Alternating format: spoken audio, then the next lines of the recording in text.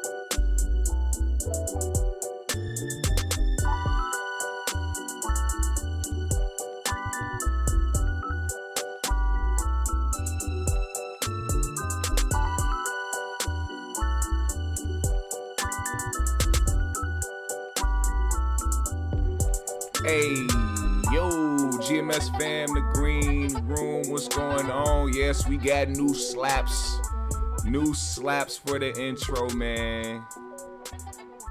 I mean, the beat isn't new, but you know, I got hundreds and hundreds of them, man. And so I'm like, why do I have to switch it up, man? It's 2025. You know, I'm gonna bring back the oldies and goodies and the OGs and whatnot, you know, here and there. But I want to display some new things because I got so many of them. Why not put them out there, man? GMS fam, the green room, what's going on, man? I hope everybody's having a great Tuesday. I hope everybody is getting to the bread. I hope everybody is doing everything that they need to do to reach their goals, man. I hope everybody's in positive spirits, good health. I know a lot is going on in the world. Everything is rising. Prices is rising. Gas is rising. Groceries is rising. A lot of things is rising. But I'm going to just tell you like this, man. As long as y'all can keep it together, man, keep your mind right, focus on the goals at hand, man, stay hustling, stay getting to it, it's going to work out for all of us, man. I promise you, man. Now, we got some things for, oh, actually, I got a new little background track too, man, that I want to play too. Listen to this. It's smooth. It's smooth. It's smooth. Ooh. Nah, hold up. This going to be the background music while I'm talking, but listen. Oh, damn.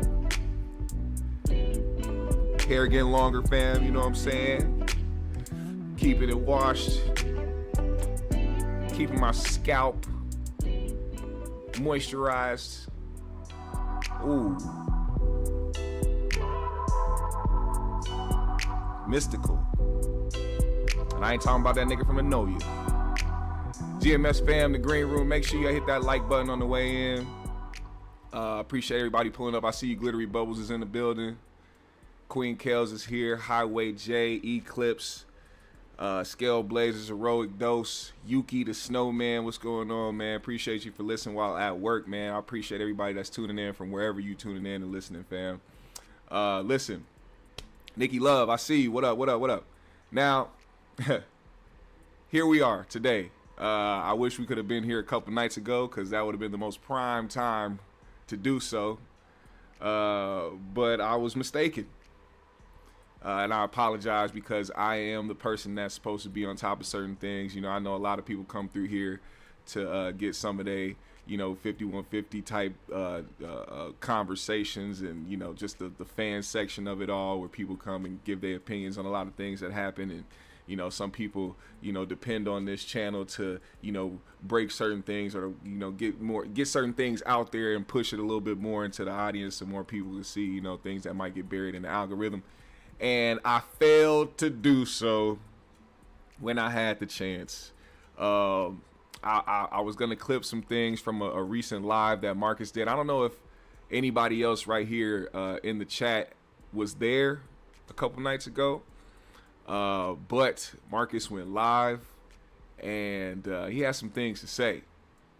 He had a lot of things to say, and he was not holding back in the slightest. I was wondering if something else may have happened besides the Chad thing. So for those that of course probably know, because you probably seen it, Chad did a skit with Corey on the 5150 show, and he played Shannon's stylist, his gay stylist, who he had with him sitting courtside several times at Lakers games, and you know, just kind of had him around. I don't know why Chad agreed to this. I don't even know why it was. I mean, I get it comedically, of course. Not trying to be the person that's all like, oh man, like why y'all doing BACKDOORIA stuff? Like, I mean, of course, if you're gonna play out a character, and a character you know that, you know, pertains to a certain group of individuals, I mean, you do want to try to portray it to the best of your abilities. But we're talking about a person who speaks about these things in not so well of a light. These are things that he doesn't really want to participate in, so he says. I personally think, and I understand Marcus's disappointment in Chad, because they're really close friends, and it's like him and Corey are at odds, you know, and Corey called him to not just participate in something that he was doing, but to play such a emasculating character, if you will. It was kind of surprising. We're gonna play that, actually. We're gonna play that video because I think that it's important for context. Here's the thing, guys.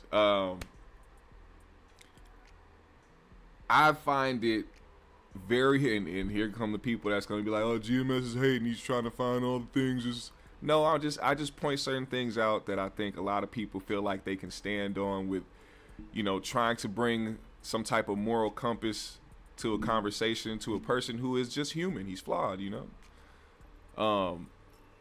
Thing about it is, Corey has always talked about Hollywood and the things that they have done to emasculate black men and to make them be in a light that they shouldn't be in, as far as, you know, putting dresses on them, and, you know, putting wigs and, you know, women's makeup, and having them play gay characters and all those things. But then you turn around, and for comedy's sake, you participate in the very thing that you get on Hollywood for. You brought a black man in and emasculated him for entertainment. Had a straight man play a gay character for your entertainment sake. Now, I don't care how you guys want to try to spin it. I don't care how you guys want to look at it, or try to paint me out to be, and try to make it seem like I pushed the narrative. No, I'm just calling it like I see it. If you are somebody that has a severe problem with Hollywood using black men to emasculate them, you should not participate in that very thing. I'm sorry. There's enough. He should have called Hakeem Woods. Hakeem Woods could have put on. They could have squashed the beef. He could have came over and did a. Why'd you get somebody gay to play it? I know there's enough of them in Hollywood that would have loved to have that opportunity. Break the barriers. Show people that you actually don't hate gay people. But here we are, man. I want y'all to see this, man. Y'all got to see this, man. Your sexuality is really endowed. You should have kept Hollywood's dick in your mouth. The streets recognize, and women do too. You really prefer boy boo-boo, my dude. Let me put you on game. You must not know. Never trust these funky ass hoes. Had this nigga twerking. Associate with a bitch unless it's Why was you? This nigga was shaking ass. And women do too. You really prefer boy boo boo, my dude. Let me.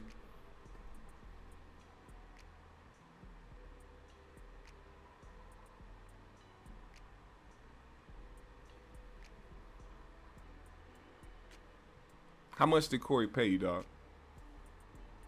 How much did Corey pay you to sit up there and do that? Let me put you on game. You must not know. Never trust these funky ass hoes. Silly of you to associate with a bitch, unless it's a hooker sucking dick. Had the jeans. Them muscles ain't making her pussy. My guy had the jeans with the knees cut out of them. Both knees. Jeans with both knees. How you got both your kneecaps out shining, glistening? It looked like you could have ran across a wooden floor and slid on your knees for a half a mile. No. All right, hey, yo, I'm gonna be honest. I'm gonna be honest to God. I put this on my life. I put this on my ancestors. We tried to play this on last stream. Last live we did, we tried to play it. We only got through probably like 20 seconds and turned it off. I think it was after he started shaking ass in front of dude's face. I turned it off. I haven't gone back to watch it at all. I've not gone back to watch this in full. I did not know that my man's got on his knees on the chair and popped booty cheeks. And Corey probably sitting there watching this just laughing. She say it's gonna be evil. What is happening? Bitches ain't your people. That's why I don't listen to a damn thing they say. Bust down, bitch, I'm willing to pay to play. One for the money, two for extensions. If he had a black girl, she would blast him in her mention.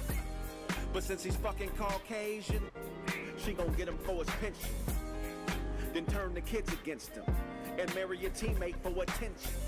Then back up from you when you start struggling, looking bad on YouTube juggling. Hey, I just want to say too, full disclaimer, man. I want to make this clear because I know one of the lives that I did, we were talking about how Corey went to joking after Craig talked about a serious situation that kind of, had him emotional on the show, and people thought I was trying to be like, oh, Corey doesn't fuck with Craig. No, I think Corey genuinely messes with Craig. I think that he genuinely likes Craig. I don't think that there's gonna be this thing where he drives Craig away from him. I don't think that they're gonna fall out like that because I think they're too much alike in a sense. You know what I'm saying? And I think that Corey genuinely tries to keep good relationships with people he looks at as a man and who he respects a little bit more than himself. That's, you know what I'm saying? Like, there's never gonna be a time where I think he talks about Craig or talks to Craig crazy, because that's gonna be a situation where they both, you know what I'm saying? There's a lot of people I think that might dog walk Corey, and there's a lot of people I think Corey would dog walk. So it's like there's things that I feel like there's a certain level of respect that he holds for people who he knows he can't go toe to toe with as a man, so to speak. Which it doesn't. I'm not trying to lessen him. I'm just saying, like, that's where the respect comes from. You know what I'm saying? I don't think that's gonna happen. I know a lot of people be like, oh, it's only a matter of time. They trying to do the same thing when it comes to Marcus. I don't think that's gonna happen. I think they're just way too much alike, and I think they have a genuine respect for one another. So that's my opinion. You can have your opinion, that's fine. This is what this space is for. This whole entire space, this platform is for y'all to come to say what y'all need to say. Let me read some of y'all comments. I see Twerk Team. Is Chad and Marcus still good? I don't know. We're gonna get to that actually. CDT Beats said, I met Chad when they came to Atlanta. I bet he loved Atlanta. He said, is that Chad? Yes, it is. Keys to the Grow Room. What's going on, man? Trauma said, well, we can say that he don't on them at least. He don't be on them at least. Oh, okay. Sensei said, F you, I got jeans with the knees cut out. I bet you're going to look at them jeans differently after this shit.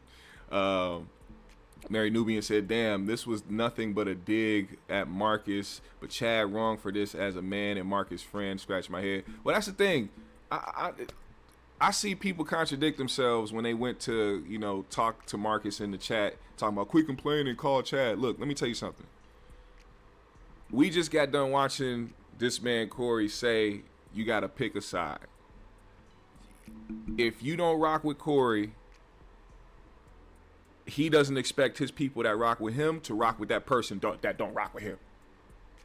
He made that very clear when they were talking about Godfrey on the show, when Craig brought that up. So for Chad to go over there and mess with Corey, knowing the situation and how Corey looks at things, that's why Marcus looks at it as, oh, he did that to spite me. He did that to go at me somehow.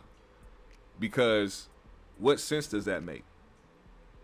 If you hold this value or this moral about not messing with somebody and the people that you may be mutually cool with, not messing with them or having them choose a side, you know that that's Marcus's co-host, but he's gonna use that OG and I'm Corey and 5150 shit to his fullest ability. Like, how else did you convince Chad to come over there and grease his lips up and put on jeans with with the holes cut out and put baby oil on his kneecaps and twerk on the seat? How did you get him to do that?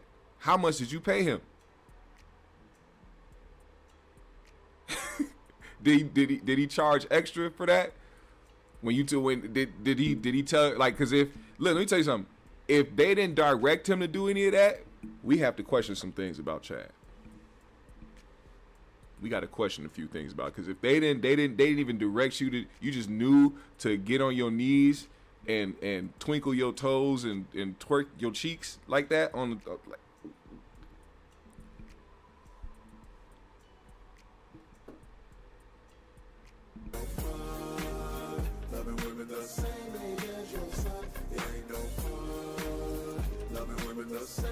was that it?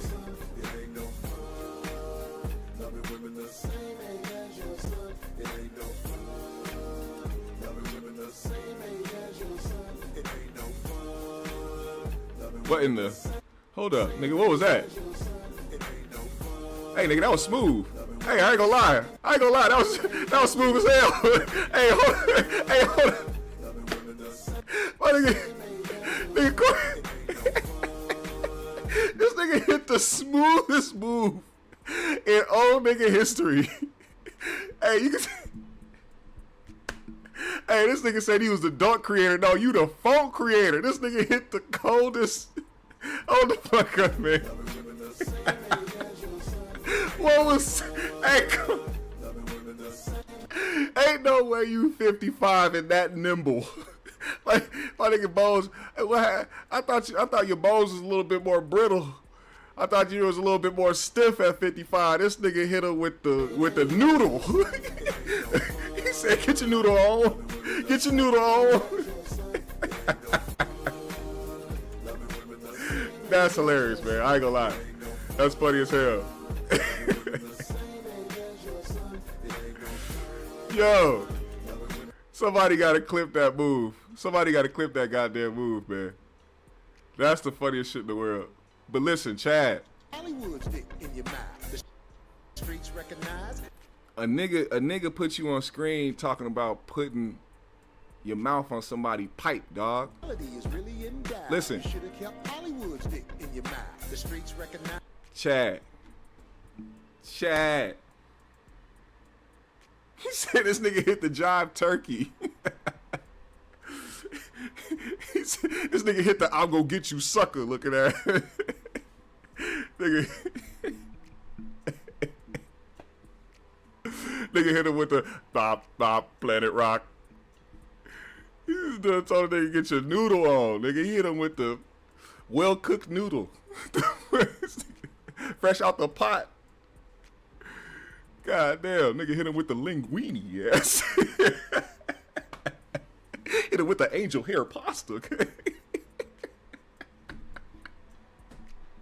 Man, y'all gotta stop, man. You know, I be smoking a little bit before these lives. You know what I'm saying? Y'all gotta chill. Stop with the jokes. Cut it out. Cut it out. Now, Chad, my guy, this look crazy, and I can fully and wholeheartedly understand why Marcus feels some type of way about this. Now, matter of fact, hit that like button, man. If y'all didn't hit that like button yet, hit that like button right now, man. Do your due diligence. Listen. So Marcus found out about the skit via mainstream, live, while they were on the podcast. I know Marcus felt some type of way about that. I know it was very interesting to hear that he did something like that. I was actually a little bit more surprised that Marcus didn't get wind of it already. But apparently, I mean, I didn't know about it either until somebody told me on the stream. So maybe he really didn't pay attention to it because it was possible for me, and I reviewed the shit. So I mean, I don't watch entire 5150 shows anymore because I feel like a lot of this shit is repetitive. I just know that, you know, in the first maybe half hour, 45 minutes, something wild is going to be said. So kind of take it from that. So I didn't see the skit until we were live one day and somebody spoke on it. And I was like, oh, damn. So here we go. Marcus and Chad are going to react to this. Now, I know Marcus was in there trying to laugh to stop from crying because he couldn't believe the betrayal. But this is how the news went. And Miss Jonay, I know she was like, you know, halfway joking around, but she also wasn't. She was like, what the fuck? Like, why would you go and do some shit like that? Trying to say rooftop Friday and shit. Did the skit with Corey and them on Monday and shit. I ain't other than that shit, you know. You said you played Shannon Sharp, darling? Yeah, the gay dude, Hollywood. You played a gay role? Yeah. Oh God. Really? Give my baby back. Oh, Give my baby back. Their audio was horrible on this episode. They got whoever is doing the production, man. They doing noise cancellation on the microphones, man. You can't do noise cancellation with 4 microphones wired up, man. Y'all gotta do something about that. What up, Binky? That shit. It was a skit. Well, they ain't paying no money to be playing that kind of How gay did you play? you? How gay was you I for mean, paying? shit, I just had to sit there. I did this. Oh. Yeah. oh, that nigga was popping. That nigga I ain't made you, even seen how they edited it, but yeah. Corey made you twerk. Nah, he ain't make me do a damn thing. So he did it, huh? Corey made you twerk. Nah, he ain't make me do a damn. Seen how they edited it, but yeah. Corey made you twerk. Nah, he ain't make me do a damn thing. But yeah. Corey made you twerk. Nah, he ain't make me do a damn thing. So he did it. He didn't make you do a damn thing. Okay. Let's go back. Hit the replay. Hit the replay. Corey made you twerk. He didn't make me do a damn thing. Hit the replay. Trust these funky assholes. Silly of you to associate with a bit. This is BSPN, BACKDOORIA Sports Entertainment Network, nigga. You just got the replay on you. It's a hooker sucking dick. Over 50 years old. Oh, my Lord Jesus. The muscles ain't making her pussy wetter. Come on, man. Hit the Made you replay. twerk. Nah, he ain't make me do a damn thing. So he did it, huh? Corey made you twerk. Nah, he ain't make me do a damn thing. He didn't make you do You this. be so damn You make me do lame this? to a 19-year-old bitch's game. Everything that she say is going to Hey, be man. evil. Hey, man. So he did it, huh? All you. That's what he say. I was man, damn man, I want to see. Now, I want to see. You know what? I want to see. them that get somebody else to be a punk. You ain't none of that. I could have told him Didn't they that. say but somebody shit, had it a was crush just a on skit. Chad Shit, I anyway? ain't mind. Didn't one of them have a crush on you anyway over there? Oh, shit. I don't know nothing. They said, get Chad out of his shirt and get him. Don't know nothing about. Now, I don't know if you heard that, but she said, didn't one of them have a crush on you over there? Mainly pointing out Corey because one episode of 5150, Corey was talking about how handsome Chad was. And then when you decide to do a skit trying to portray some backdooria activity, the first person you call is handsome Chad to put on a jean jacket suit with the knees out, greased his lips, put on a trucker hat, walking around looking like a high-priced lot lizard. He turned around and started shaking gluteus maximus on a seat. Would you please? Good God. But Free J. Yeah, Free J. Corey's in on it. It's a Corey like, man, I was out. Oh, that was intention. Corey like, man, I What you do want again? to see Chad twerk, man. Say what? He called him handsome? Juicy fruit. Yes. He was damn near flirting with Chad one episode. But, you know, it's all jokes. It's all jokes. I don't want to play with his manhood. You know, he might have somebody run up on me at work and throw a piece of paper and serve me playing with his manhood when this nigga be out here playing with his own manhood. I mean, go ahead. Do what you do. I ain't got to talk about it. I ain't got to put no emphasis on it. That's just, it's just something we pointed out because we heard it. It's public information. Thought Chad was handsome. All right. That's all I'm saying. Say, hey, we need to do a I just can't. They gonna If I invite want to you see any nigga twerk, man, I was just about to be Chad. fired. Why you let him do that? Jonay was mad. Look at her. She like, Craig ain't gonna do it, man. Fuck it, man. Let me get Chad, man. He'll do it. Oh, man. Oh, My man. no. Okey doke, Chad now. Shit. That's how Don't they fall do for the it. okie doke. He already did. Oh, man. He said Diddy done And the got locked. video already out? I think he did it on 5150 last night. I think he shot it floor to drop on 5150. I ain't watched the show. Nigga done put you out Let me see there. what you did. Yeah, I didn't Again. You say you did your neck like what? Let me see. find the video. Let me see. Find the video. Man, Let me see. that mother that nigga talk about gay niggas, boy, he done put you out there like that. Shit, I just had to impersonate a gay nigga. I don't know. Oh, man. That's cold right there. Appreciate you, Joe Thompson. I ain't seen it though. Nah, he's And a then- cold Don't get him right nothing, Joe. He done You didn't hit the gay replay? He said, I ain't seen it, though. You didn't want to relive that shit. How you not proud of your work, man? You improvised the whole scene. You did an amazing job. Exceptional. I mean, I'm talking about a real thespian. Grade A work. You didn't watch it back? You didn't want to watch this back? You don't want to watch that? You don't want to do that? Why didn't you want to watch that?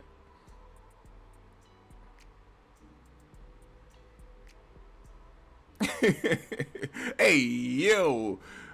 Stoney James said, yeah, GMS, you gonna get the penetration question next. Fucking with Corey. Hey, man. That's a very easy question to fucking answer. Hell no. To the no. Hell to the no. Hell no. To the no. Sing it with me.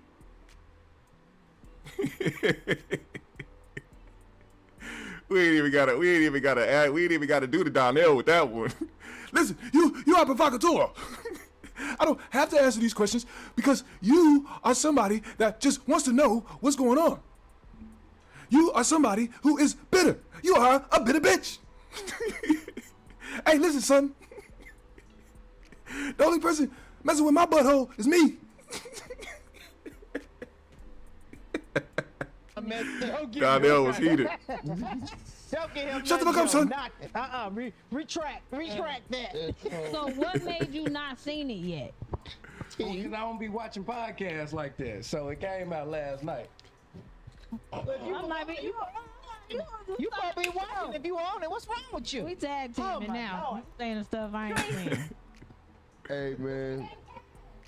Okay. They paid cash. Pimp right there. Crazy. That's a pimp right there. Chad got pimped last night. Corey be leaving cash on the dresser for unfortunate specimens.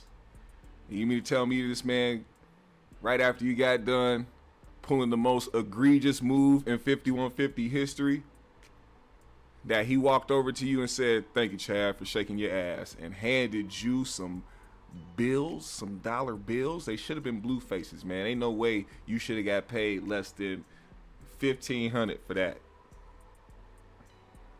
Not saying I would do something like that. 15. I wouldn't do that for all the money in the world. I'm sorry. Ain't nobody gonna make me agree to putting on some tight jean jacket and pants ensemble, grease up my lips and knees, and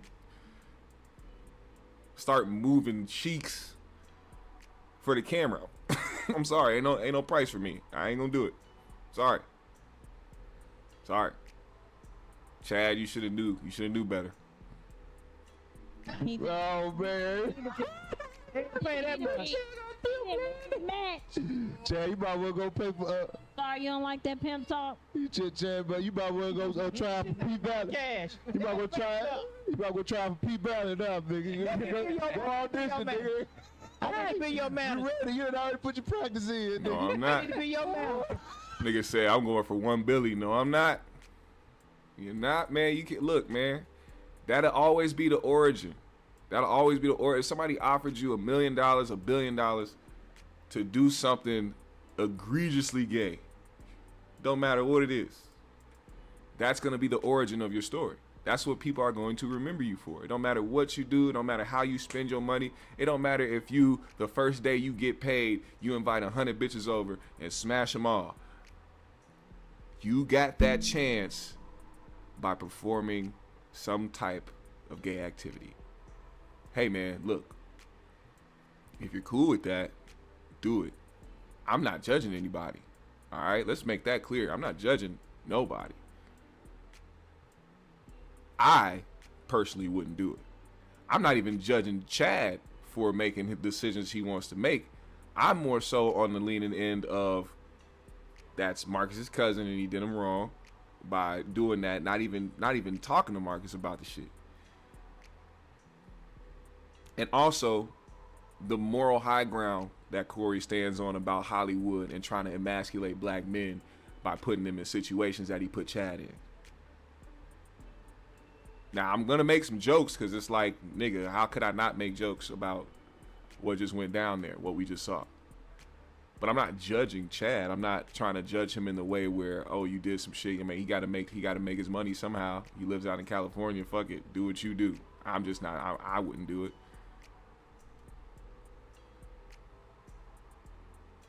Now, as you can see, Marcus was laughing a lot, making a lot of jokes, but you can see it in his face when he's talking about it that he doesn't like what happened. So we can't be doing that, Shad. Can I be your manager? No. Oh God, We ain't doing that. damn, man. Jonay was Go on to disappointed. the next thing, cause I got mad. Go ahead. Damn, I'm in the bottle. Oh, the bottle, shit. I'm giving the bottle of water. Yeah, for the bottle for the baby, you gave Big Man gave him a bottle of water. That's why you dress like Brokeback Mountain today. Talk about your country folk now, goddamn. Wait. Now, Marcus went live. All right. Marcus went live a couple nights ago. It was a very interesting live. I could not catch a lot that was said in it because he deleted it that night, unfortunately. So don't take my words as a direct quote for what Marcus said. Take it as a reference to some of the things that he talked about, all right? Or at least the things that I can remember, because it was about, I think it was like a 2-hour live. It was a lot that was said. A lot that was said. It was like probably like 45 minutes or so of him just talking about, you know, everything going on with Corey and all this other shit. I was surprised. He said a lot. I don't know who all was there. Who all was in Marcus's live when that was going on? If you're in the chat right now, let me know, because if you can remember some of the things that he said, let me know. But this is the one clip that I got from that live that I took while he was live, because it was him explaining how he was disappointed in Chad. This is all I can get. It was 1 minute and 7 seconds. Quick shout out to everybody in the chat. Appreciate y'all, man. If y'all want to support the GMS show in a big way, you can by hitting the super chats down below, or you can become a member of the GMS show. Also, if you don't want YouTube to take half of what you give to this black man and this black platform, you can go ahead and send it to the Cash App. I'm gonna have one of my moderators put it in the chat below, and you can support in a big way that way. Appreciate y'all. Let's get to it. Let me read some of y'all comments before I get to it. Nikki Love said, I'm sure Corey did not pay him a lot to backstab Marcus. That's true. Orion said, come on, GMS, you are judging him. More so telling jokes. I'm not. You know what? You're right. I'm not judging him for that specifically. I'm not judging him for the decision he made as far as like trying to get paid to play a character, because he is in the entertainment space. But I'm judging him as a family member who went and did some shit that he didn't talk to his cousin about. Whether you want to go and play a certain character, if you're not that type in real life, I don't ever, try to, engage in the conversations of people being mad about certain people who like wore a dress in Hollywood. I mean, it is what it is. But when you are playing like a gay character, so to speak, and you're a straight man, it's like, to me, you have to be a certain type of individual to be able to pull that off. And I'm not judging, but I'm just saying I can't be the one to do that. I just don't have it in me to do that. I don't care what dollar amount. I don't care who's standing in front of my face. It could be Will Smith, nigga. I'm definitely gonna say no to that. Like, why you asking me this question, motherfucker? You know what people say about you? Anyway, JR said, I know Marcus was collecting his thoughts as he was laughing. Yeah, he was. He said he got on Corey's hat now. Juicy Fruit said, yes, okay, please talk about this because I came in on the tail end of the live. Yeah, Chad loves money, and if you know anything about politics, you can hear a lot of right-wing BS points. Plus, he's selfish. Not surprising at all. Yeah, you probably somebody that watches mainstream a lot. I can't catch it every Wednesday because we be doing 3Gs on Wednesday night as well. We kind of clash in that way, but Sugar Bear said, yo, that live is taken down. It was deep though, man. Man is in pain for sure. Yeah, if you can remember some of the things that he was saying in that live, let me know, man, because I do remember some key points, but I don't remember everything that was said because it was actually quite a bit. Marcus said it's more than just the song, but he didn't go into detail. Also, Chad never said anything about the video. $200 he claimed he was paid. $200 to shake ass? Holy. A new stripper, a new booty stripper on the pole get more than that during the night. Antoine Evans said, honestly, Marcus was playing both sides. Corey Holcomb was getting info from Marcus, especially the Ryan Davis situation. I don't know. Marcus doesn't strike me as a play both sides type of individual. Even despite the picture that he took with Godfrey, I think that was like, a thing where he was kind of, it was a dig at Corey. He may be a little resentful. He may have some animosity, but I don't think he'd be the type to play both sides. He's definitely not gonna try to go and be cool with Corey again. But let's listen to this, man. This is him talking about a little bit of the Chad situation. Yeah. I mean, I'm find out on the show. I just been getting so many phone calls. You know what I'm saying? No, I did. I've been getting so many phone calls from family. He should have never let you found out on live. Family to friends to comics to everybody. Like, what the fuck? You know what I mean? Mm-hmm. And when you go out of your way to do something that you don't do, right? For somebody else, it ain't even for no money, because motherfuckers said it wasn't for no money, for somebody else. It's just deeper than that. I don't even really.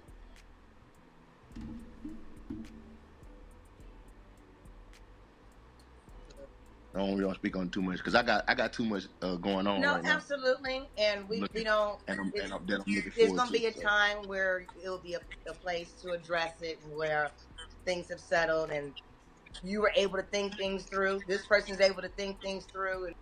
Now, I will say this: one of the things that he did reference on that live was the fact that he felt like this was something to get back at him or to try to spite him or, you know, something like that was a dig towards him to get Chad to do that. He said Corey would have never asked Marcus to do something like that because he knew that Marcus was somebody who would never compromise his manhood in that way. And knowing the situation between Corey and Marcus, having the ability to get Chad to do something for him, and especially in that way, man, after Chad left, that nigga probably talked about that motherfucker so bad.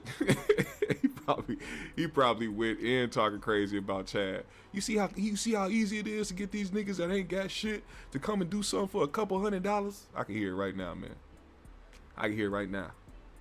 These niggas is in shambles. I feel like Corey's that type of dude. He probably just start going in on Chad, just talking crazy. Kadeem Jones said, do you think Corey did that just to throw it back in Chad's face later on? Yeah, he's probably going to talk about it tonight if he caught wind of some of the things that Marcus said. I mean, the video's deleted, so who knows if he even knows anything that Marcus said. But, you know, JR said, y'all got to remember, money isn't the only negotiation option. Ew. Ew. It's gross, man. Last Shelby First said, did Marcus erase this video? Yes, he did. I captured a clip while it was live, and I was like, oh yeah, I'm gonna just clip it later and, you know, do something the next day. And he ended up erasing it. And I was like, damn, because it was so much stuff he was saying. As a matter of fact, when I made a comment in the comment section while it was live, and I made the comment I made earlier about how Corey is so against Hollywood and how they try to emasculate men, but specifically black men, by making them do certain things in Hollywood, and how you have to do certain gay things just to make it in Hollywood. And Marcus saw that comment. He was like, thank you. And was like, this nigga does this. He's like, he's the most Hollywood nigga in the world. He talks about Hollywood all the time in such a negative light, but he's the most Hollywood nigga that he knows. And I'm like, that's, you know, I'm taking it from somebody that was around Corey for a few years. I'm not taking it from an opinion from another YouTuber or somebody that has an opinion or trying to form my own little narrative. I'm taking it from somebody who was around him, not just not just from, you know, a person that was just on the 5150 show being a co-host, but actually traveled with Corey and did stuff behind the scenes with him and was always with him outside the comedy clubs with different other comedians. Like it's a lot of people that project because they're not happy with where they are in their career. Corey is far enough in his career to shit on the little guy and the people that ain't got the things that he's achieved or hasn't been in the business as long or may not be as funny as him. But then there's the level above Corey where a lot of his peers and a lot of people that he may have come up with are in a lot better spots than him or a lot better or well off, you know, financially, or have a more household name to where they can be in movies and be on TV and create, you know, TV shows and create platforms for other people. He probably sees it as a slight to him because now it's like that's the main excuse to use. Trust me, to have the image that every person who is successful in Hollywood had to do some gay shit, to me is a cop-out. To me, that's a way to cope with either failures or just the simple fact that you aren't where you want to be, or you see other people who you believe you're more talented in a better spot than you, and and you wish that you were in that position because you feel like you deserve it. You know? It's just, I don't know. It's a weird dynamic. Vera said, I think that's how you say it now. If Marcus kicked Chad off the show, Corey gonna cuff Chad. Watch. He ain't gonna do that. That's his cousin. They gonna talk it out. And I think that's another reason why he deleted that live. I don't think it was more so about Corey. I think it was more so about his relationship with Chad and, you know, trying to, you know, not try to paint him in a certain light and start a narrative about him, you know. He probably thought about it afterwards. You know how some shit is. You be mad in the moment, you be disappointed and you want to get some shit off your chest, but then you get it off your chest and you start thinking about other things clearly. Now you got all those negative thoughts out of your head. Now the logic and the common sense is coming, you know, to the forefront, and you got to think now, like, okay, what could be the repercussions of this, or what could be the fallout from this, or how could this, you know, negatively impact somebody who I truly care for. I'm disappointed in this motherfucker, but I love this nigga, and I care about him. That's my family. I don't want to put him out there like that. So I think that might be his intentions. Who knows? I'm just giving an educated guess. Ben 23 said Chad could have said no, wasn't forced. Of course, definitely could have. Cosmic Drip said Corey building a case on Chad and Marcus mama probably.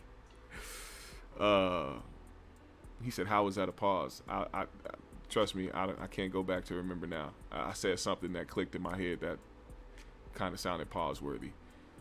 Trauma said, at the end of the day, it just shines a light on how unprofessional Corey would be if he was bigger than he is now. In my opinion, wouldn't nobody get put on. Oh man, damn. At the end of the day, this is egregious. I do wish that I had more of a more context to go off of. I don't want to put words in Marcus's mouth. I don't want to try to shift a narrative or try to, say things that he didn't say and put things on him or try to make it sound worse than what it was or whatever the case may be. But clearly Marcus has a big issue with Corey, and I think it more so stems from them trying to squash it and then feeling like subliminals were thrown his way after things were squashed. And for people that may think that he's trying to reach or he's just doing it for clout, we see how Corey has handled other situations when he so-called squashed things with other people. He so-called squashed it with Jess.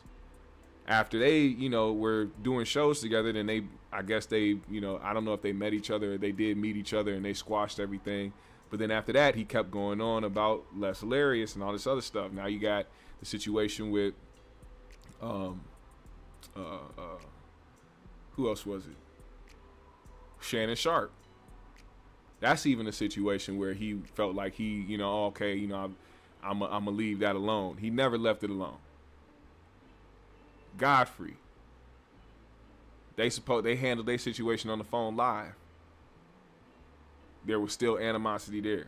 You know what I'm saying? Like, I don't think he really, really fully squashes things with people. You can see how he still throws subliminals. He even did it with Zoe. Grady. You know what I'm saying? He may not have squashed it with Grady, but to continue on to throw shots at Grady or throw subliminals or things like that towards people, it shows how much I think he just doesn't really rock with certain people.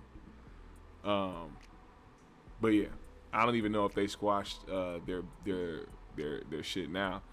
Leo said he squashed it twice with Godfrey. Number 3 coming soon. I don't think they're gonna squash it. I think that friendship has sailed. I don't think Godfrey would even though Godfrey says it's no beef and he has no issues, I think he's smart enough to keep his distance. That's what I think. Stoney James said it's probably hard to accept when some things are just not in the cards for you. Marcus X said Corey can't F with Marcus directly, so he goes at Marcus indirectly through his peeps. DL, that's another thing Marcus said. See, now some things are coming back to my memory. He was saying he kept the jokes with Corey, and that if anybody wanted to go back and forth, he said he's not afraid to go back and forth. He said he's made niggas stop. And basically was like insinuating, the last time him and Corey went back and forth, Corey was going personal and trying to take personal shots and getting mad while this nigga kept his jokes and just kept putting up clips of him, responding to the things Corey was saying as Corey was hurt. And he's just, making jokes on his shit, taking jabs at Corey, but still keeping it jokes. Corey didn't continue that. Corey was saying shit like he was only cool with Marcus just to get at his mom. It was a lot of wild, disrespectful shit, and none of that was warranted from the video that Marcus posted about Corey having 2 broke wrists at all. If you couldn't see the joke in that, if you couldn't see the joke in having 2 broke wrists, I don't know what to say to you, especially as a so-called dark humor type comedian, somebody who pushes the line, somebody who takes pride in people walking out of his sets because they're too sensitive to hear his jokes. Was too sensitive to hear jokes from Marcus about something that was obviously funny. Both your wrists are in cast right now. You're a comedian who displays edgy, dark humor. Come on, man. And a lot of people was trying to run with his bullshit ass narrative. He didn't call to check up on me. You are a man.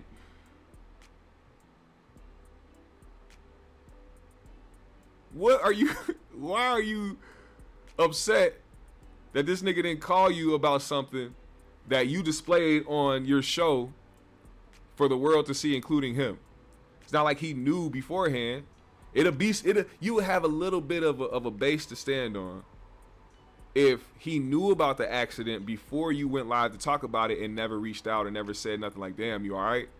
But he found out via the show like a lot of other people did. And because you weren't on the show all down and out crying that you were in some horrific accident that took your wrist out, he probably found that to be a opening to be like, oh, well, you know, he's joking about it on the show. Maybe I could joke about it, whatever the case may be. Corey surely should find this funny. That's probably how Marcus was thinking, and all of a sudden it went left. He got mad at that. But it's all really, in my opinion, because he truly never messed with Marcus like that. Just like a lot of the people that have gone. I had somebody go into my comment section and come up. People be coming up with the most insane narratives in their head. I'm about to show y'all this so I can show y'all how I responded, because it's amazing to me the type of things that people say without really thinking about it first at all. Let's go to this. Let me see. Where is this thing at? They typed a whole bunch of nothing. A big nothing burger.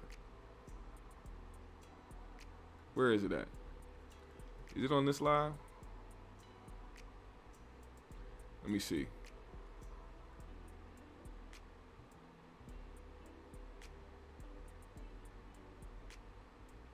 I don't see it. Where is it found? Oh, it's down below. My dumb ass.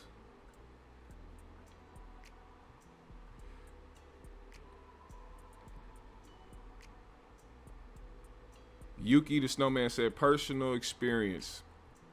As an old school internet troll, it's always the ones who are into edgy dark humor that's the most sensitive and hella soft people around. Yeah, that's true. Damn, where is it? Is this even the video they left it on? Ah, they might have deleted their comment. Yeah, this person deleted their comment. Oh, that's whack. That's whack of you. Basically, what this person said was, everybody basically that Corey has got into it was their fault. Which we all know that's not true.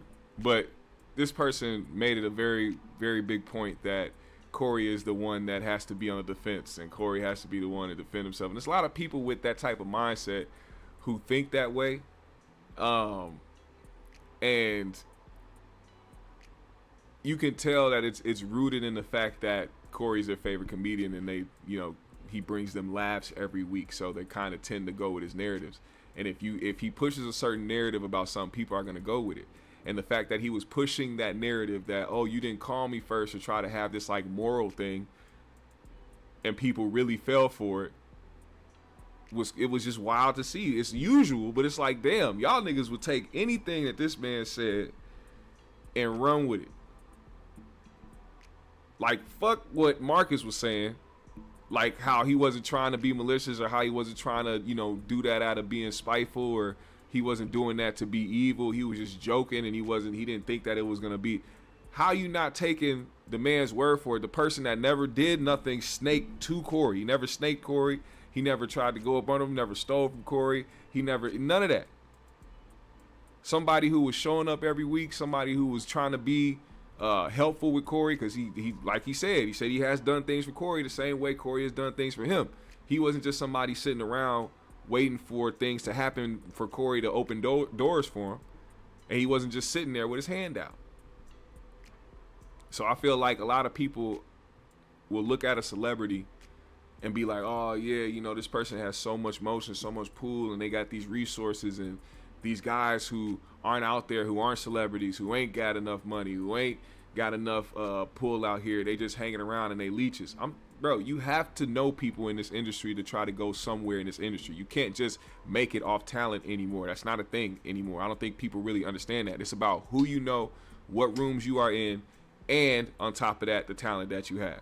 It has to be a combination of things. It can't just be, hey, I'm funny, let me just record myself doing something funny and it's gonna work for me. That doesn't even work no more. The age of just going on Instagram and doing skits, the algorithms are starting to catch on. Whenever something gets popping, there's going to be an attachment to it that starts to put it in an algorithm where now you only start to see certain individuals most of the time. It's not going to be so easy to just pop off. You can't just be an internet comedian anymore. You can't just go on Instagram and do skits and get in movies and get in TV anymore. There's gatekeepers now, and those gatekeepers are the people that got lit off of doing that early on. So it's like it's a different game.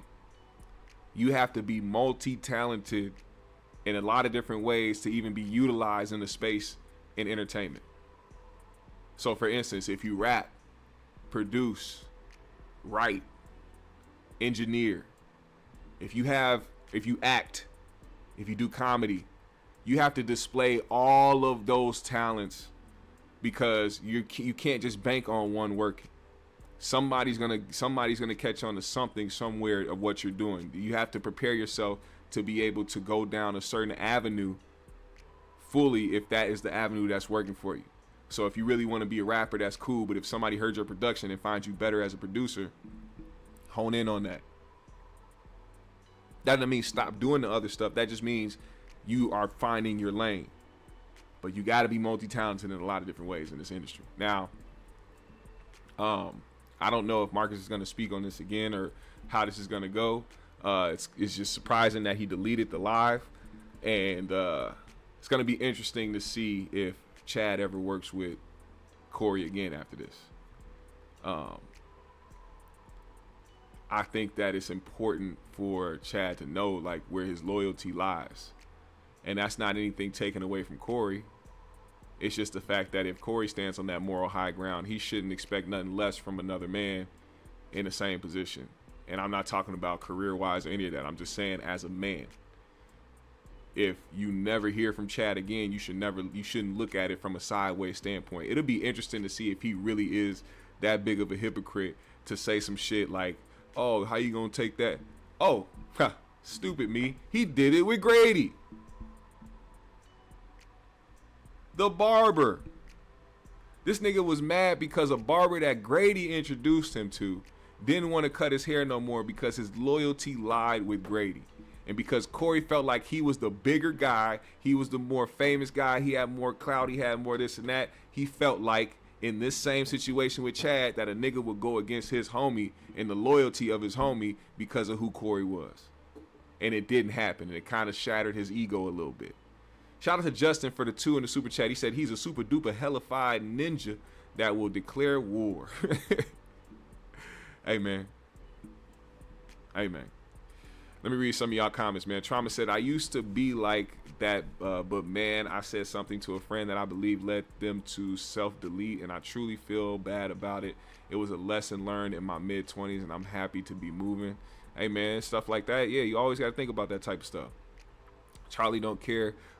He said Corey was crying like a bitch after Marcus made a video about him falling off the scooter, and then he around and does the BS Lort.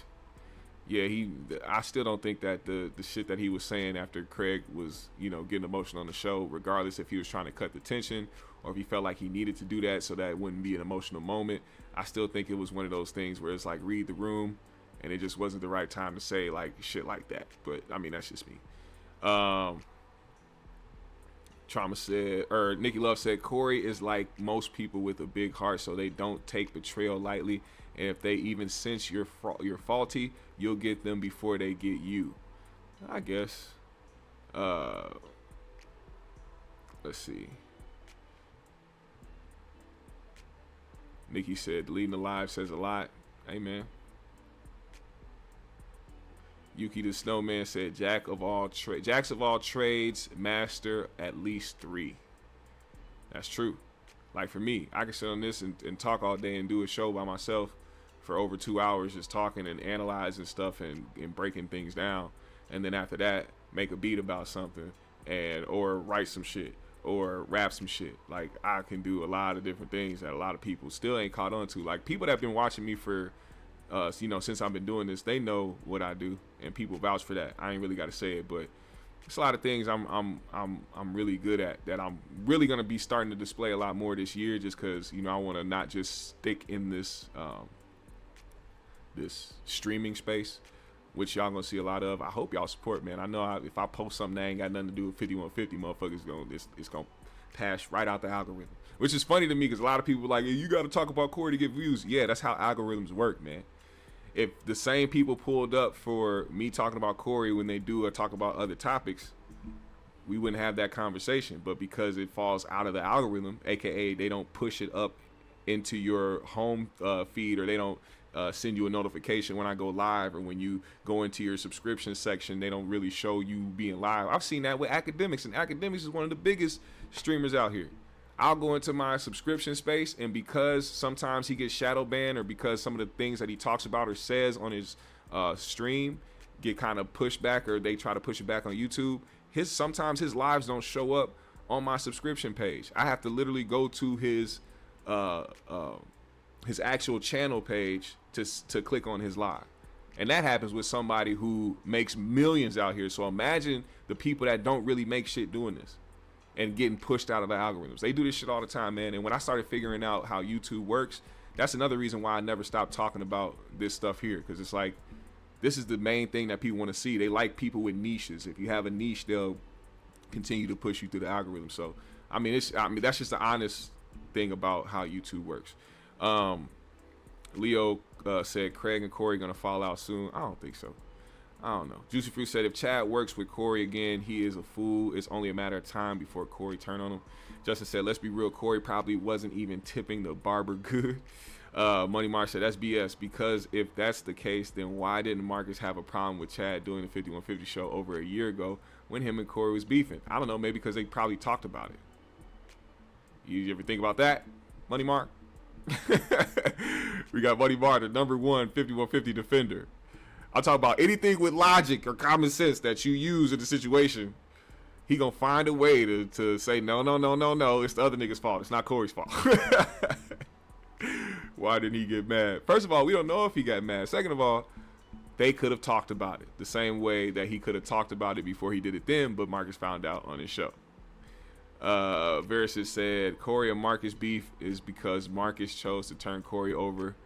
Turn Corey every which way but loose when he broke his wrist. Jay Kelsey said, when a person has a problem with everybody they come into contact with, eventually you have to hold that person accountable. Money Mar says Marcus only has a problem now because he knows that opportunity is officially dead now. What opportunity, man? Like, I want to know who, due to Corey's cosign or 5150's cosign, has like skyrocketed out of here. Don't say Nate Jackson, because Nate Jackson did not have 5150 be the reason why he blew up. He created his own comedy club, which is it just shut down recently, but he had it for a while and it was doing great. And he's been doing shows and all types of shit on his own that he did not get or didn't accumulate because he was on 5150. Tell me the person who Corey put on 5150 that is now surpassed Corey in entertainment and comedy. Name them. I don't know. I could be wrong.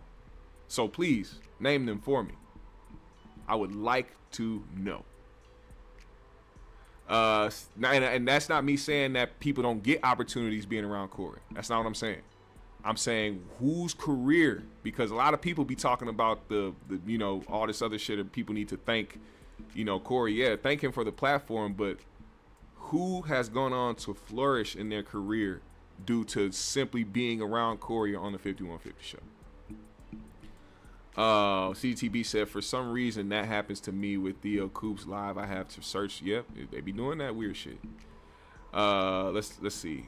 DJ Codeine said Craig is gonna be next. Fallout with Corey. Money Marsh said Marcus and Corey was beefing before the scooter incident. That just brought it to the light for the public. No, it didn't. We all covered that.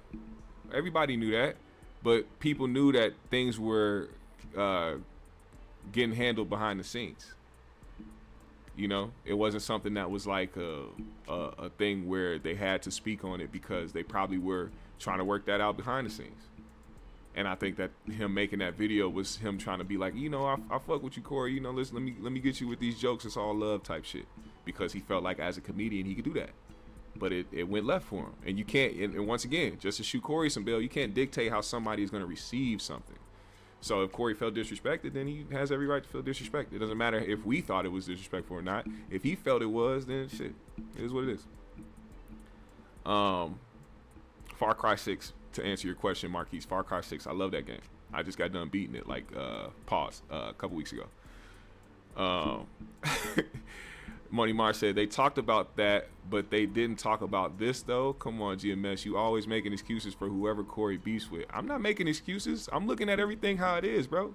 I shoot Corey, but I do not make it. I literally just got done shooting this nigga Bill. I always do that shit. I always try to look at it from both sides. You are the person that never looks at it from both. You have to take up for everything. It don't matter if it makes sense. You just have to find a way to.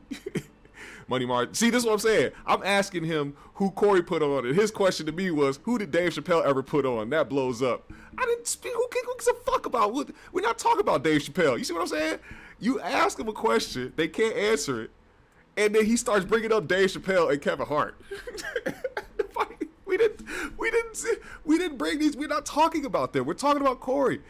Put the energy into telling me and finding out who it is that Corey put on or had them flourish in their career. Tell me that. Why are you telling me about Dave Chappelle and Kevin Hart? We ain't even talking about them. Come on, bro. This is what I'm talking about. Logic and common sense needs to be used in this space, or else things like this will happen. I don't deal with that type of stuff. You can't throw me off. You can't move the goalposts with me. I always stay directly where I'm at. You gotta stay where I'm at. This nigga talking about Martin. Jesus Christ.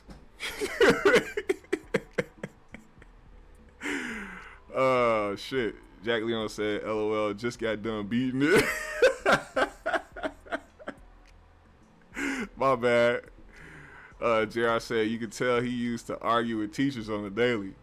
Hit the like. Appreciate you for the 10 in the super chat, man. Thank you so much. He said, what it do, GMS fam? Precise 15 minutes of fame. Precise was on for a little bit. He was trying to do his thing, but his lives were way too conspiracy theorists, and they definitely drowned that shit out in the algorithm. He had to move to like Twitch or Kick or something like that to speak like that. He couldn't do that on YouTube. And it just, I don't know. He's a wild guy. I think Precise took the wrong, not the wrong, but I think he took a psychedelic at one point. He probably took some acid or some shrooms or something like that, and probably either did it excessively or took the right batch to, you know, what they call permatrip. I don't know if y'all know about this, but this is the fact that I went to a school that had a bunch of white dudes doing a whole bunch of drugs and shit, and I'm telling you, as soon as I got to high school, I learned what every single last drug was, because a lot of these niggas was doing it. But permatripping, this is what I learned from one of the white guys that I went to school with. Permatripping is when you take a psychedelic drug like acid or shrooms or whatever the case may be, and after you take it, those side effects don't leave you. Like, you literally don't have to take the drug ever again. They just they neurologically stick to you. Something in your brain clicks to the point where now you don't even need to do it anymore. Whether you do it or not is not going to affect you, because now you are what they call permatripping. That is, when I found that out, it terrified me. So I was like, yeah, no, I'm good on that. You won't find me being a shroom head or taking no acid or stuff like that. But nowadays, I might try shrooms if it's like the real legitimate shrooms. I can't be doing the shit under the table and off the internet type shit. You gotta point me in the direction of the actual mushrooms. You know what I'm saying? Dried out in a baggie, eat the stems and caps type shit. You know what I'm saying? I will experience that at some point in my life, but I'm not a drug head, man. Strictly weed. I don't have a yearning or a desire to want to do any other drugs or anything like that. You know what I'm saying? I'm good on that. I've watched too many people struggle on that type of shit. I'm not. Yeah, no. I'm good. DJ Codeine said, "Do you think Godfrey is gonna give Marcus an alley-oop to put it in Corey's face?" I don't know. We'll see. Maybe he'll put Marcus on the stage with him. Let's see. Yuki the Snowman said, "Money Mar doing some female Fruit Loop shit because only females and fruits do that shit to another man using logic." Money Mar said, "Corey literally gave Marcus a whole entire platform and audience to make money off of." Yeah, that's great.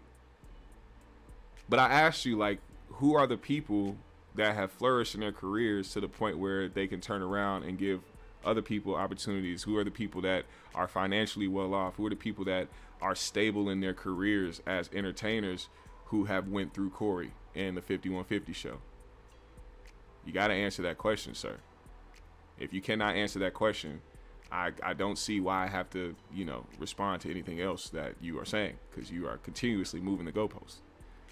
If it wasn't for Corey, no one in here would know who the fuck Marcus is to even be glazing him right now. Glazing? Now we're glazing? That's a wild projection. That is a wild projection for the person that has continuously come in here to only defend. I've never seen you with an objective opinion in this chat ever in life. And I fuck with you. You know I do. We'll never time Money Mar out. We'll never block him from the channel. We'll never, none of that. I appreciate your commentary. You already know this. I've said this before. But let's not escape the fact that you have never, not once in life, came into this chat with a difference of opinion.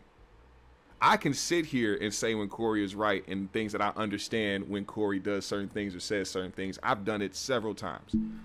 And I still get labeled a hater and somebody who only talks crazy or talks shit about Corey.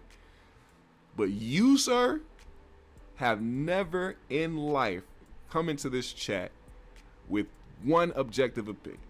Never.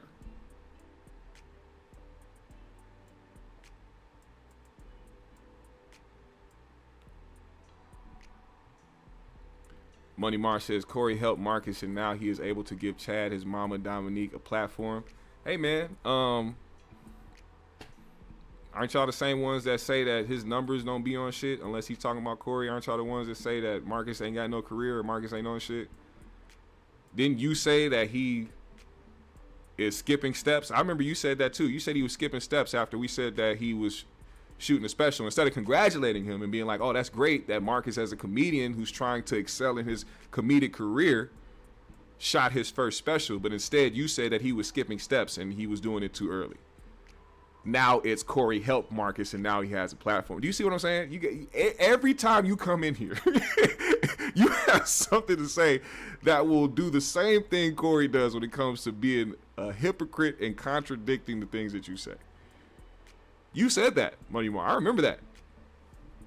I remember that because I was actually surprised that you couldn't actually see something good in that. I was like, damn, this nigga really is gonna fight to the end for Corey. God damn. Jack Leon said, "I give Corey credit. After he left the foxhole, he went to YouTube before the podcast era. He low-key started it before it was labeled." Yeah, saying that nobody would know who Marcus was without 5150 is like people saying that nobody would know who Corey is if it wasn't for the foxhole. Do you think that if Corey just continued to be a stand-up comedian that he would be as popular as he is today? Or do you think that the fact that he had a very well-known or a very great stint in podcasting with the 5150 show that continued to excel his name and his comedy through the years, and if it wasn't for the foxhole and Jamie Foxx, you see what I'm saying? I could say, we could all say the same thing. You can't discredit a man for knowing who he knows. He was in the right place at the right time. He knew the right people. This is what happens in Hollywood for you to excel. There's nothing wrong with that. So Marcus being on Corey's platform, and people saying nobody would know Marcus if he wasn't on his platform. Clearly, you have to know who you need to know to be put in a position to go in these spaces. And a lot of people, you heard it from Corey's mouth himself, a lot of people hit Corey up to try to get on 5150. A lot of people. And he don't just let anybody come on the show. This is from his mouth. So clearly there was something in Marcus that he saw that was useful to him. And he just didn't pick up some bum off the street just to help him with the show. So we can't discredit Marcus because he found himself on a platform that helped push him forward.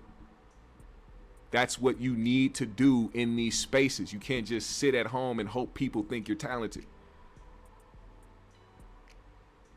That's why I hate when people say that, like, oh, we wouldn't even know who you were if it wasn't for Corey. Use logic, man. I know y'all want to use it as a dig or as a diss to him, but use logic in that situation. Corin Stevens says, I think Nate Jackson used Corey's platform well to propel himself into other ventures. Others may not have utilized Corey's platform as well as Nate Jackson. I think Nate did a great job of getting away from that platform when he did. Last Shelby first says, everybody always Corey gave. Motherfucker, people tune in because of the guests too. Can y'all watch 5150 with just D? No, you can't. Money Mar said, no, I said he was skipping steps by getting involved in the Corey beef or in the Godfrey beef and taking sides with Godfrey. No, you didn't, man. What? Nah. That is a bold-faced lie. How you gonna lie that horribly? He didn't even getting involved. This just happened a few days ago. The live that I did where I was talking about this had nothing to do with that. We were talking about him literally recording his special. That was way before the picture with Godfrey, and that's when you said that. So no, I'm not gonna let you lie like that. You're not gonna lie like that. Because I specifically responded to your comment that day talking about his special and talking about why you thought he was skipping steps by doing something he was supposed to do as a comedian. You're not going to lie to me, sir. I smoke a lot of weed, but I do not have a forgetful fucking mind. I pay attention to a lot. And that, sir, was cap. Not going to spin the narrative. Let's see. Oh my God.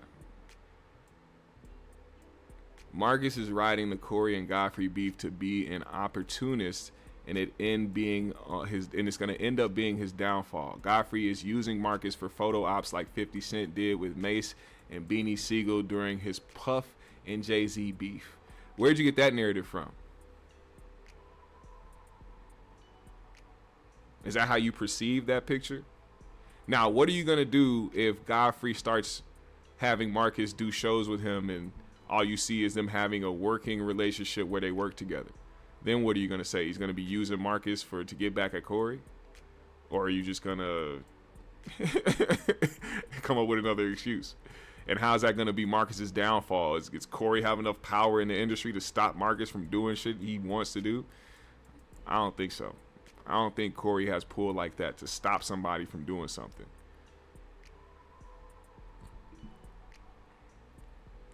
Hot. You see how I did that? That was a segue into the fact that actually that did happen. Yeah, Corey does have enough power to do that to somebody. He does. In which I think is something that is a detriment to our own community for somebody who tries to act like he's for the people to go out here and try to actively stop people from making money. Black men at that. Black Ron said in that live, when Marcus was live, the live is gone now, but Black Ron revealed to the chat that Corey stopped him from getting on the show because of the shit that Black Ron was saying in defense of Marcus when shit was hitting the fan. Now, if you agree with something like that as a black man, then I know you. I know, and at this point, you just gonna have to be a Corey meat rider. At that point, you're gonna have to take that title and hold it strong. You have to tattoo that shit on your forehead, because to be a black man in the entertainment space, knowing how hard it is for other black entertainers to push through out here, and you're actively stopping that because a nigga don't agree with you going at his homeboy. You doing the same, and then on top of that, doing the shit with Chad, you doing exactly what them white people you talk about on your show doing. I guess hurt people though. You know.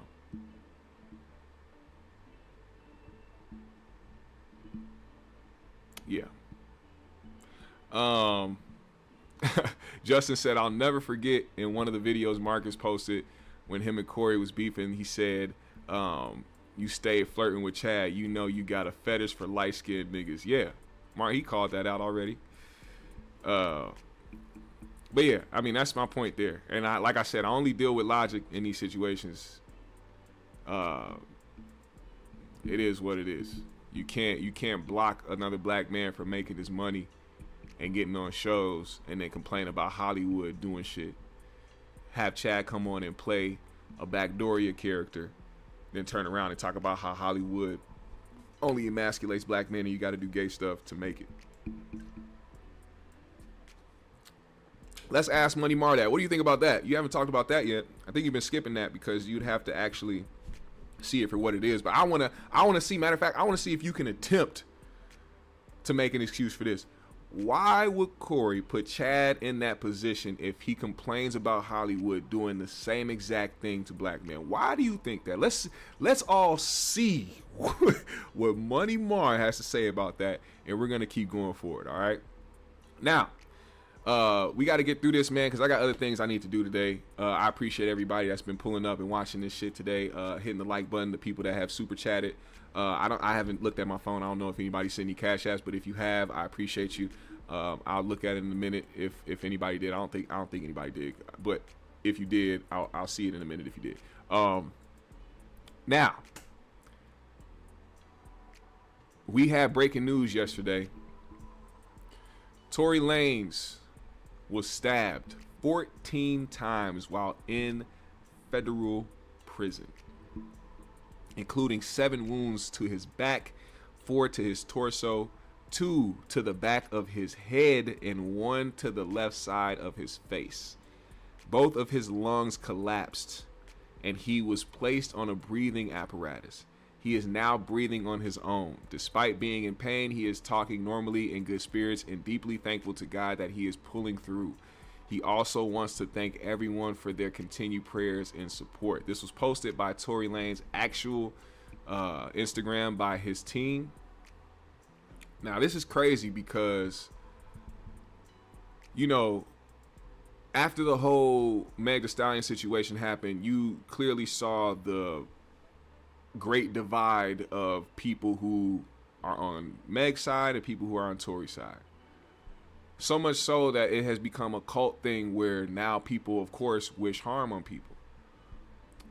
While Meg got grazed in the foot by shrapnel, this man was stabbed 14 times and people were like, man, he should have died. Why is he not? And all because they want to believe whatever they want to believe.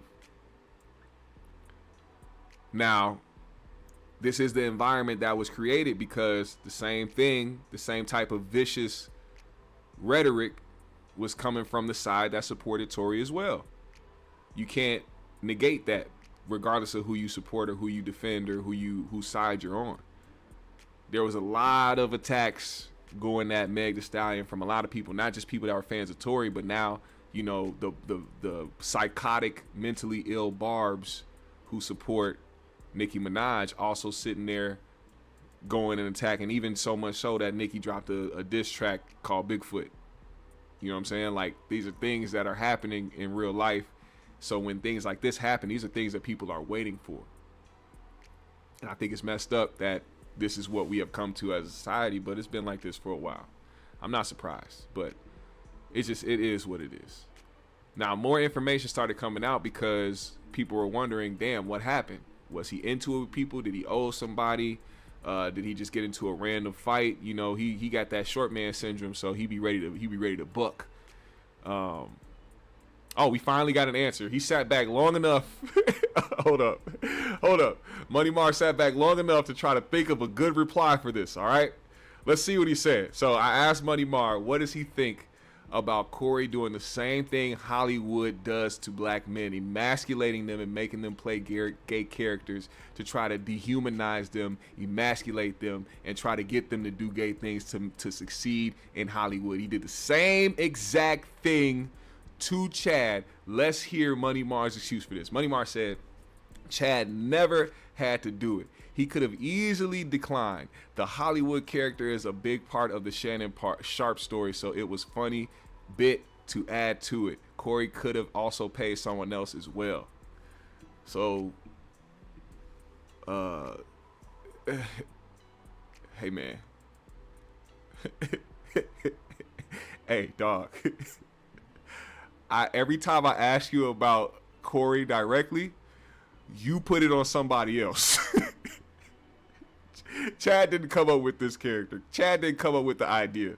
Chad didn't come up with the great scheme to do this skit. He didn't come up with the idea that, hey, we should put a nigga named Dick Print in this shit. Corey did. I'm asking you what you think about Corey participating in doing the same things he complains about Hollywood doing. Can you please, sir, answer that question? Do not use anybody else as an example to try to move the goalposts. We know Chad we know that he accepted, because he got called. He didn't volunteer. He got called. This was something that was specific. Corey said, hey, let me try to call Chad, the guy that I called handsome before. Can we please stay on topic? You need to answer that question. Why Corey would participate in that. I don't know why he would be that big of a hypocrite to do something like that. Hey, the only explanation I got is that we human.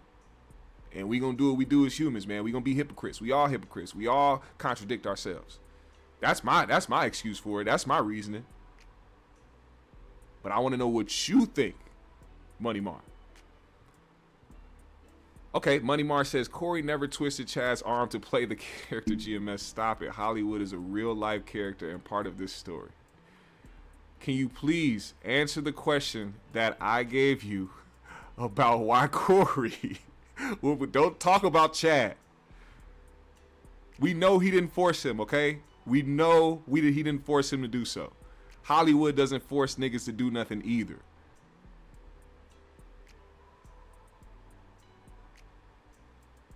Unless y'all behind the scenes trying to get a role. Then maybe. But it seems like people like Martin, people like Eddie Murphy, those people chose to get in dresses. Jamie Foxx, those people chose to play those characters. Then nobody twist their arms. And those were characters that a lot of people loved and thought was funny. But Corey has participated in the conversation about emasculating black men in Hollywood. Money Mar, I'm going to ask you one last time what you think about Corey himself participating in doing the same things that he complains about Hollywood doing to black men. Answer that question, or please, let's move on. All right. Now, more information has come out because, as you see, they actually have video of Tory Lanez being airlifted through, or his landing when he landed, I think it was, or him getting in the helicopter. I think this is when he landed, maybe. When he arrived to the hospital, they got him out and immediately started working on him. He was in critical condition. The first reports that we did get was that he was in stable condition and he wasn't life-threatening, and then his team was like, oh no, he's in critical condition. He's both his lungs collapsed. It's not looking good right now. He's trying to pull through. So we got conflicting reports from TMZ and other places, but this was him being airlifted there. And then more information actually came out because, as you know, he's locked up in California, and he has a really good relationship with Whack 100. So Whack had some people that were already inside, helping Tory or protecting Tory, so to speak. One of those guys that's in prison with Tory and saw what happened and knows what happened, got on the phone to speak about what happened. And this was the conversation that was had. This morning, brother, the next came. Oh, wait. This is my last time. This is my last time I'm going to respond to Money Mar about this situation, because if he doesn't have an answer for me, I gotta ignore you. I'm sorry. Love you, brother. But I'm going to have to ignore anything else you say regarding Corey. You're just going to have to talk to the chat or talk amongst yourself. So let's see. This is the final answer, all right? The final answer as to what Money Mar thinks of Corey participating in Hollywood buffoonery that he complains about. Money Mar said Hollywood is a real character, not a made-up one. If Hollywood was made up strictly for the video, then that would be different.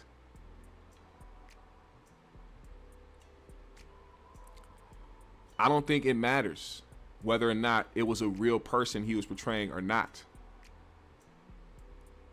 Corey wanted this in his video, and he made a straight black man play a gay man for entertainment, the same thing that he complains about Hollywood doing. It doesn't matter if it's a made-up character or a real person. This nigga wasn't shooting a biopic. This nigga was shooting a comedy video and had a straight man play a gay character for the shoot. He participated in the same emasculation that Hollywood plays in that he complains about.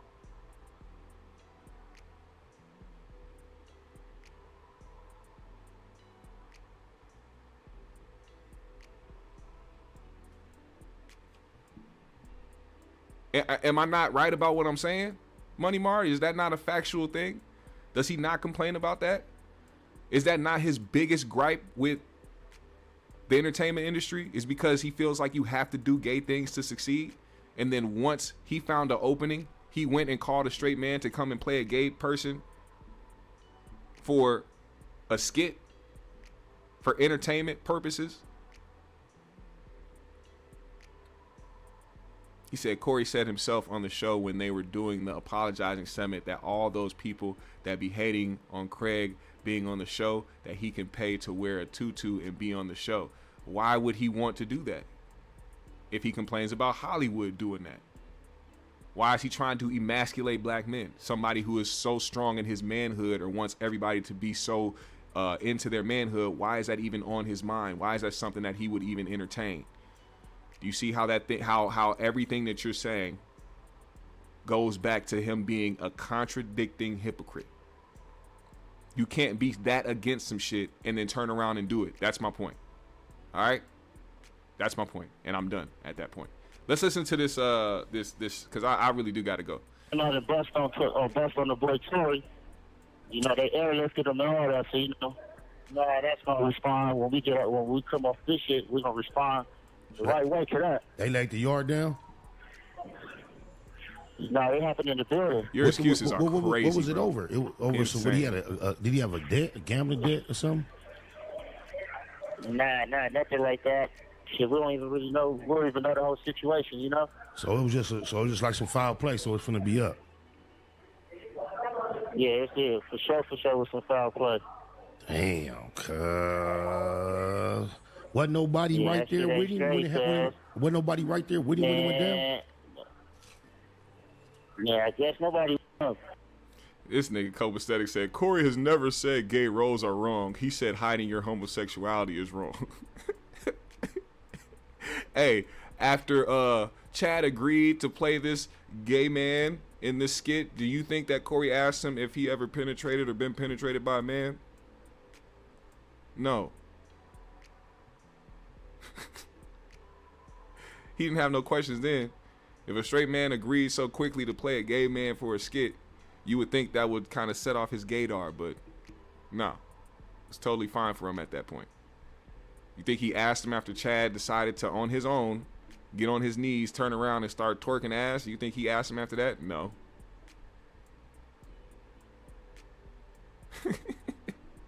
Come on, man. Do you see how easy this shit is for me? Y'all should stop trying to use certain logic with me, man. It's not gonna work. I'm too quick with it. This morning, brother, now, here's the thing.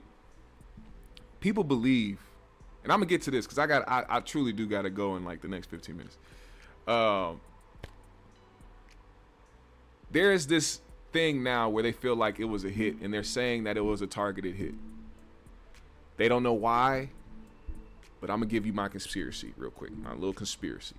Now, since the Meg Thee Stallion situation happened, the whole court dealings and everything that happened and how it all transpired, a lot of people had the feeling that Roc Nation had something to do with this. Now, I was on the fence at first until I started seeing how many people were involved, and it was like, at first it was like, well, yeah, that's her label. Like, of course her label is gonna back her and gonna do what they can to help her. But then I start thinking like, damn, do they really have a vendetta against him, or are they gonna try to stop certain things? And as you all know, during this time while Tory has been locked up, certain things have been coming to the surface. Like one of the people that was supposed to be a witness and actually speak on the stand, aka the driver Quan, he never got a chance to do it, and people thought that he just refused to testify, and they were like, oh, well, see, that makes Tory guilty, but yet that wasn't the case. He couldn't testify. They told him that he couldn't. They didn't do the right steps to get him to testify. And I don't know how you missed that step. I don't know how that happens. But that went down, and then video came out of body cam footage with her backing up from the car, and it's sounding like her stepping on glass, which the pictures of her foot, the back of her heel, that they said was due to a gunshot, kind of look consistent with being cut by something. But I don't know. I've never been shot. I've never seen nobody get shot in that direct spot, so I can't say that that is what it is. But a lot of more things are coming out. Tory has been trying to plead his case and all types of stuff. It is what it is. But I'll just say this. If I was an entity that had millions or billions of dollars and I had it out for somebody and they were in prison and I didn't want them to go forward with no type of appeals or trying to get out information that we suppressed during the trial, and if this person is vehemently trying to keep his foot on necks to try to get out and use all the information he can to get out, we're going to try to suppress that. And the one thing it is, there's a lot more people, I believe, that are against Tory when it comes to Meg and when it comes to people that support her and Roc Nation, or just want to, even when it comes to domestic violence victims and, people that have been, attacked by men, or even women that just hate men. Like, there's a lot of variables surrounding the situation that is against his favor.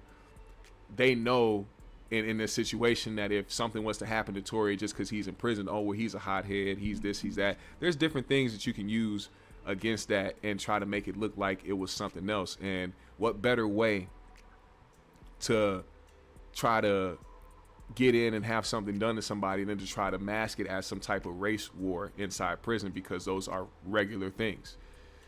Because they're saying that somebody Mexican stabbed him. A Mexican man was the one that stabbed Tory up. So now you're thinking to yourself, oh, well, yeah, because blacks and Mexicans, they don't get along in the prison system. Historically, it's always, black people, Mexicans, Aryans, Asians, that type of deal, the type of segregation in prison. So, of course, if you hear, oh, well, he was stabbed up by a Mexican dude, oh, well, then there's just some internal beef going on. But if I was an entity that wanted to see this man gone, I would definitely mask it with a race war. I would mask it. I would literally play into it to exempt us of any wrongdoing. Make sure that that man's, you know, family is straight, or you know, indirectly putting money on somebody's books, giving up cash, not doing nothing directly in, you know, electronically, things that can get traced. You don't do any recent. This is another reason why I feel like certain individuals always keep cash too, large amounts of cash, because you can't be investigated for recent transactions or withdrawals that didn't come through at the time of something happening. If you already had cash on deck for years, you can literally take that cash and use it for what you want to use it for without a trace of anything. I'm not trying to get nobody any ideas. I'm just saying it's kind of common sense. And not that I even think that Roc Nation has something to do with it, but I hear the narratives, and if I was Roc Nation, I would definitely mask it as a race thing and say, oh, you know, Mexican dude stabbed him. They clearly had issues, and that's what it is. It's messed up, and he is in a very, very, very shitty situation, man. You know, praying for that guy. Hope everything works out for him. And it's also, you know, he's a singer. Having both your lungs collapse, this could be the end of his career. Maybe I'm wrong. If somebody knows more about lungs collapsing than me, I don't know how well he can recover from having both his lungs collapse like that, from being stabbed. He probably won't be able to sing the same again. He probably won't be able to perform the same way again. You know what I'm saying? So, you know, I don't wish that this happened to him. You know what I'm saying? I'm not somebody that's a big Tory supporter, and I'm not somebody that's a big Meg Thee Stallion supporter. So seeing this from both angles has kind of steered my judgment on this. You know, I think that Meg was a victim in something, but I also feel like her friend played a big part in that. I think that her friend, I think that her friend was the one that shot. And I think it happened because there was a struggle for the gun. There's no other explanation for why Meg got shot in her foot other than people on the ground struggling for a gun, and it went off while Meg was in the vicinity right next to him. So yeah, she could have very well got shot or had, you know, bullet shrapnel hit her foot, whatever the case may be. Something happened, and that resulted in all of this. So it is what it is.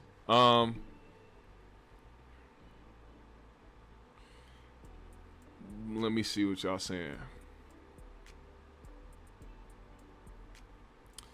Nikki Love said, I don't understand. They're saying her friend did it, not Tory.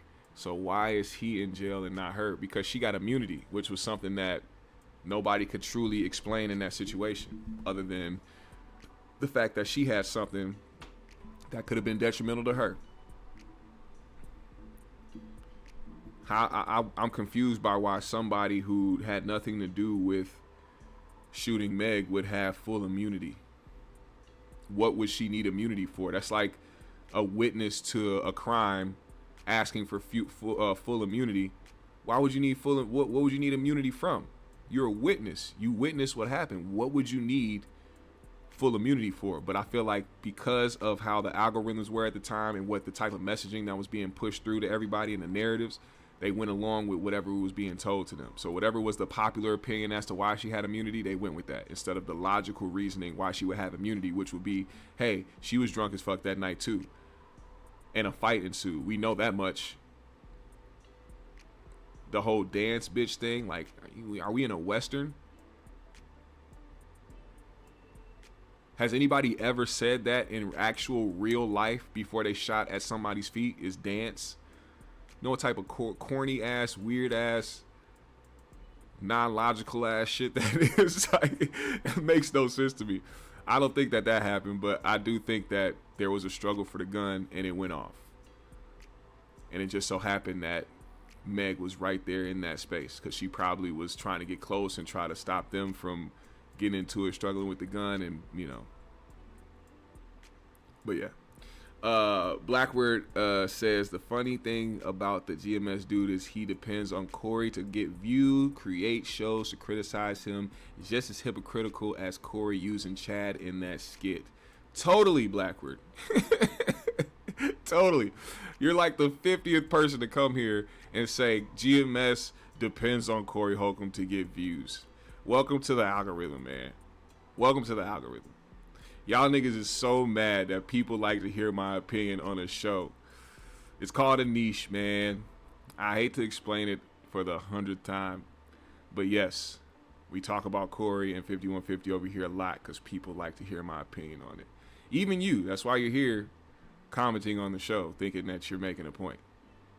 But you're not. And I also said that we're all hypocritical and we all contradict ourselves. You probably missed that part because you had Corey's dick in one ear and out the other. It's usually what happens when Corey's sexuals come into the chat. It's incredible. Copacetic said he should have testified. Yes, he should have. I think that was probably the dumbest thing that could have happened. I think him not testifying, because and that's that perception shit. You want to perceive you want the world to perceive you as some type of individual, or you want to seem like you hard or that you don't snitch or whatever the case may be. Nigga, your life is on the line, and you know you didn't do shit. You know what I'm saying? If that's what it is, you should have spoke up for yourself. You know what I'm saying? You should have spoke up for yourself. But the fact that you didn't, it made you look even more guilty. It made you look like you had something to do with what was happening.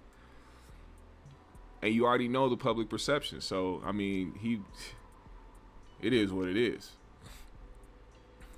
Let's see. He said maybe she's an informant. Oh, man. She could have been. Could have been. Binky says nobody cared about stallions until Meg claimed it. That's been slang for a big fine woman in Houston. Oh, you're responding to somebody. I was like, what are you saying? Meech Mixer say you the one making content on them. Yeah, and welcome to YouTube once again. Like, I don't understand. Y'all niggas.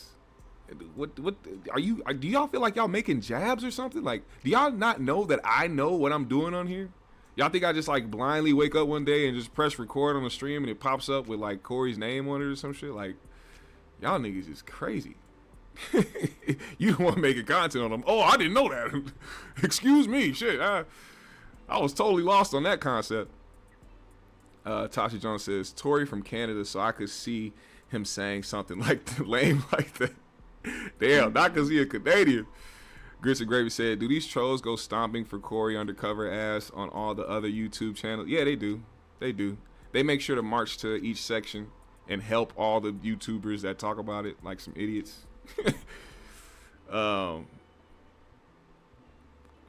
Blackwood said, I don't agree with you and Corey all the time. You could have fooled me. Could have fooled me. Zane Vicious said Meg was supposed to win the Kentucky Derby. God damn, y'all. Me said, nah, but most people making reaction content got no talent. F Corey. Hey, man. Hey, I don't know. I don't know what all these other guys do besides being on. I don't deep dive. I know what I do though, and what I do is I make cold ass shit.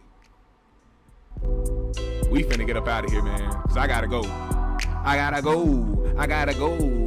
Hit the road. I gotta go do what I actually go get paid for. You know what I'm saying? Y'all think I'll be doing this to make a living? I don't be on YouTube to make a living, nigga. Shit. Shout out to the GMS fam. Put a GMS in the comments below.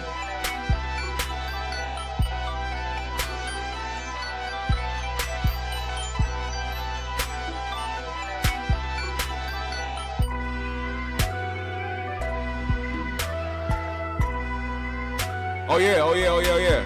I forgot to say, hey, if we can get 5 of the GMS fam to send $5 to the Cash App, it'll be much appreciated if you support the show and you want to do it in a big way. That's the biggest way that you can. Otherwise, please hit that like button on the way out. Follow me on my socials. I follow everybody back. hit the subscribe, hit that bell so y'all can get the notification, because you know YouTube be trying to block us out of the algorithms. Appreciate every single one of y'all. I'm gonna play another beat before I leave to end with. So, one love, appreciate y'all. I gotta get ready to go. GMS fam, the green room. We out. If you want to hear something cold, stay tuned, because I'm about to play another beat after this. If you want to hear some more cold shit, stay a couple more minutes, and I got you. Peace.